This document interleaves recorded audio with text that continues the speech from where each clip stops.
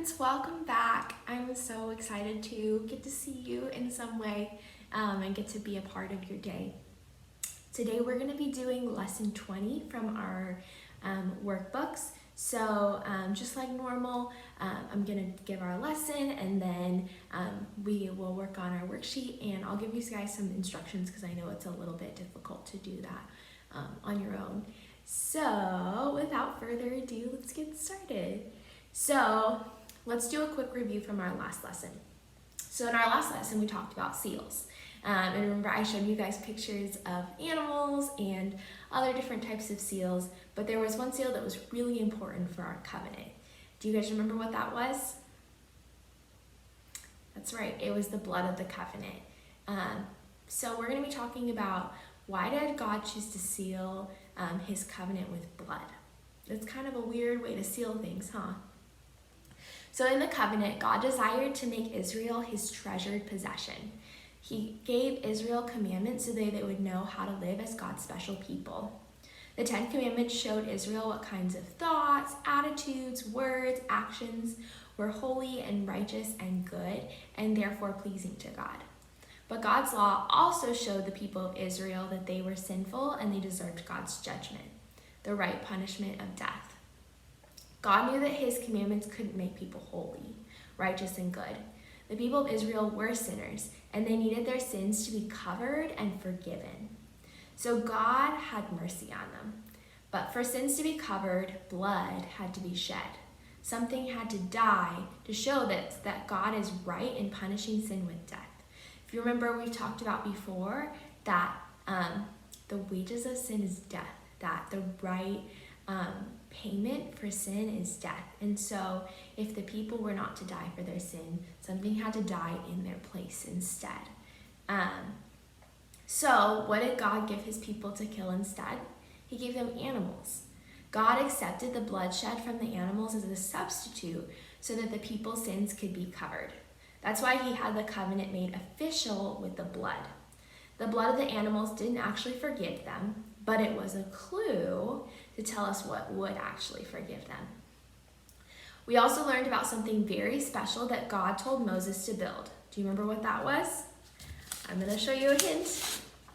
It was the tabernacle. So the tabernacle was the place where God wanted to dwell, to live with his people. But why would God want them to build a tabernacle? Let's open up our Bibles and find out. Alrighty, my friends, so I want you to open up your Bibles and we're going to find the answer together. So you're going to turn to Exodus, which is the second book in the Bible, and then you're going to look for chapter 25, the big 25, and then the little 8, which is verse 8. So we're going to Exodus 25:8. If you need to pause this video to turn there really quick and then play it and rejoin me, that sounds great. So Exodus 25:8 says, "And let them make me a sanctuary that I may dwell in their midst." So the tabernacle was going to be like a return to the Garden of Eden, where God would be really close to his people and have a special relationship with them. God would dwell and be present in the tabernacle in a very special way. Because the tabernacle was going to be a special place where God would be present with his people, how do you think it should look? Should we make it just like ordinary whatever things? Do you think it should be made of cheap things? So we are going to go on a special imaginary tour of the tabernacle, and I have some visuals to help us out with this. If you remember, this is like our little flyover plan of what it looked like, but we're going to look in detail about what's inside these places and what might they kind of have looked like. So, alrighty, welcome to our imaginary tour of the temple. So the first thing is going to be the outer wall. Now, we are in my house, and so we have a door, but if we were actually touring, we would see a big curtain. So this curtain is actually 75 feet wide and 150 feet long. So it's a huge piece of fabric. Also, there's only one entrance to the tabernacle, and it's 30 feet wide. Once we walk through this entrance, we are in the outer court. So now we're in the outer court, and if we walk straight ahead, we're going to come to our first piece of furniture. All right, so our first piece of furniture is this bronze altar right here. So this bronze altar is covered obviously with bronze, which is a shiny metal. Why do you think this might be our first piece of furniture? Let's think about that for a minute. So after we pass our altar, next we're gonna find the wash basin. This is our second piece of furniture, which allows them to wash in. And as we walk forward, we're gonna see the actual tabernacle. Our actual tabernacle is only 15 feet wide and 45 feet long. It has walls and a roof. But what do you guys think the walls of the tabernacle are made of? Let's think. If our entrance and our wall is made of fabric, maybe this would be made of fabric too. So these are fabric curtains that were covered with animal skins and hides and hung between wooden poles. So it looked like a giant tent. So as we enter the tabernacle, we are now going into a room called the holy place. So if we stand still and look to our left, we're gonna notice a light. This is our lampstand. So a lampstand is made of pure gold with 7 holders that burn olive oil. The burning oil gives off a light similar to candles. So this is our lampstand right here. There's also something against the wall to the right of us. We have a table here. This is made out of wood and it's covered with gold as well. And there's also something on the table and it's bread. Now if we continue walking forward, we see to the right of us another altar. And this is the altar of incense. It's a small altar made of gold. And what do you think that might be used for? So this is used for burning incense that gives off a pleasant odor. Finally, just behind the altar of incense is another wall. This is the entrance to a smaller room. The entrance is covered by a beautiful thick veil or curtain. So we see our veil. And if we open the veil and step inside, we can now enter the most holy place. The most holy place is the most special and beautiful room of all. And it only has one piece of furniture. Can you imagine what that might be? In this room, we have the Ark of the Covenant. So the Ark of the Covenant is a wooden box that's about 3 feet long and 1.5 feet wide and 2 feet high. And it's completely covered with gold. The ark also has a special cover on it made of solid gold called the mercy seat, which is right above it. This is a very special room because God says this is the room in which he's going to come down and be present with his people. It's in this room that God shows us his glory, his awesome greatness and beauty and worth. Alrighty, my friends, welcome back from our tour. So, the tabernacle was not any ordinary building. This was something beautiful and wonderful and extraordinary. The tabernacle was a place for God's covenant people to come and to worship him and to enjoy his presence. But there's still a problem with our imaginary tour. If we had been ordinary Israelites back in the time of this special tabernacle, we would have only been able to enter the outer court. And then our tour would come to an end. Why? Because if we tried to enter the actual tabernacle, we would die. The tabernacle was off limits to sinful people. Sinful people could not be in the presence of a holy God and live.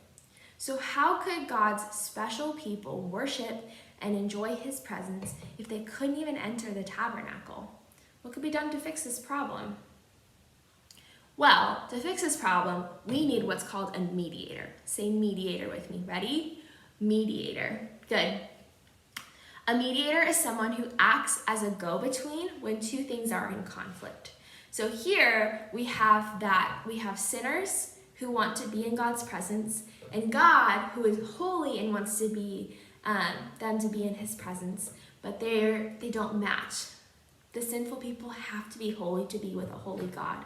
So we need a go-between to join the two parties together.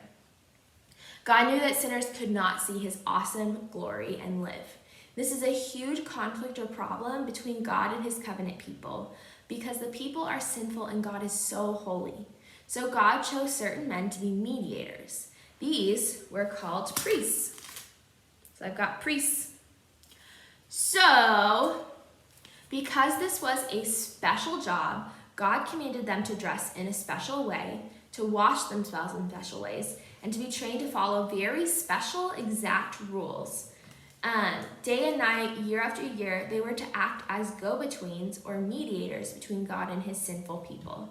God decided that all priests must be men and they should be from the tribe of Levi. So, going back to our paper right here. So we have our outer court, and this is where the bronze altar is and the wash basin. And then as we move in, we have the holy place and the most holy place. So we have people who are allowed to come into the outer court, and it's only the priests who can go further into the tabernacle. Okay. So God said his sinful people could come into the outer court, and they were to bring certain kinds of animals. They had to lay their hands on the animals and kill them with a knife in order to shed their blood. Then the priests, who are right there near the altar, would place the dead animals on the bronze altar and offer them to God as sacrifices for the forgiveness of their sins. The priests also had another important job. So our priests also had another important job. They were allowed to enter the holy place of the tabernacle and worship God. In doing this, they were entering the holy place on behalf of the people that were not allowed to enter. Again, acting as go-betweens. God gave the priests very special instructions as to how they were to enter and what they were to do inside the holy place. So they weren't going to go in and just play games or kick the ball around with their friends. This was a very special place for them to go and do very specific things as designated by God. The priests were to follow instructions exactly as God said. If they disobeyed these instructions, they would die. But even the priests couldn't enter the most holy place over here where we have the Ark of the Covenant and God's holy presence. This was too special and it was off limits even to the priests. Have you ever been kept outside of something wonderful and exciting that you really wanted to enter into? Why were you kept out? Was it too expensive? Was it too dangerous? How do you think it felt for the Israelites if even the priests were kept out of the most wonderful place of all? How could God's people ever be truly happy if they could never enter the very place where God promised to display his beautiful and awesome glory?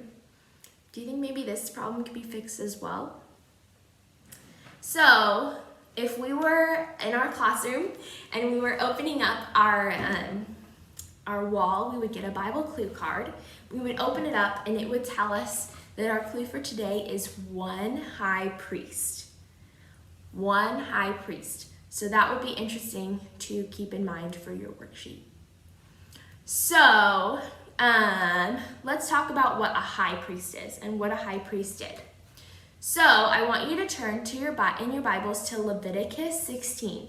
So we have Genesis, then Exodus, and then Leviticus. So we're going to the third book of the Bible, and you're going to look for chapter 16, which is the Big 16. This chapter explains what's called the Day of Atonement. It's the most special day of the year for Israel, and it only came once a year. So God would choose one man to be the high priest. On the Day of Atonement, this man would have to follow God's instructions perfectly, and then he would be allowed to pass through the thick veil and enter the most holy place into God's awesome presence. He would take incense with him and blood from an animal that had been killed. He would take the blood and he would sprinkle it on the mercy seat so that the people of Israel would be forgiven and God would continue to dwell with them.